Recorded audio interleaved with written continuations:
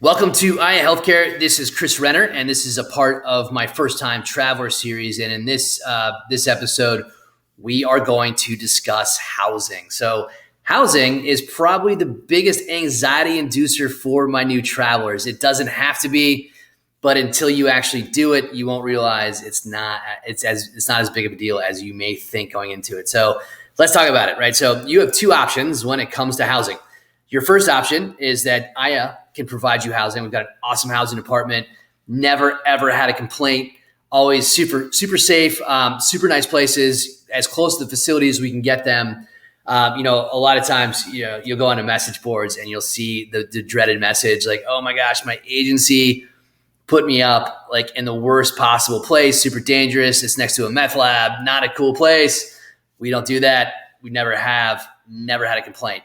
But here's my advice. Do not take Aya housing.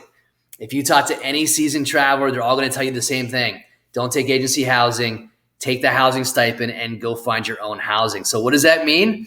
That means that it's on you, but you make more money, right? So this is why a lot of travelers do that, right? Because they're finding housing and usually getting a deal. I got some travelers that might have family in the area, and they might, pay them a very reduced rate for travel or some friends, or, maybe they got a fifth wheel camper they're bringing with them.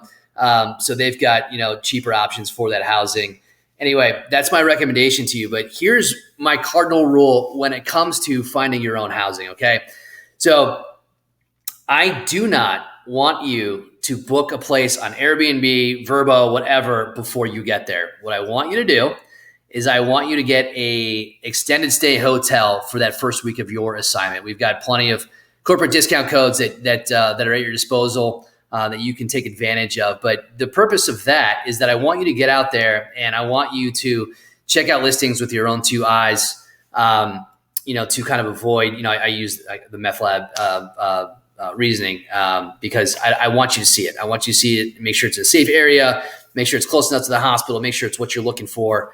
And not, put through some filter and what have you. So you want to see with your own two eyes. And the other thing too is that, 9 times out of 10, you're going to meet other travelers, your supervisor, perm staff, somebody knows somebody, right? It's like Jenny's cousin's sister's got a 1-bedroom furnished that she only wants to rent out to travelers. It's not listed, and it's a good deal. You're not going to find that out until you get there.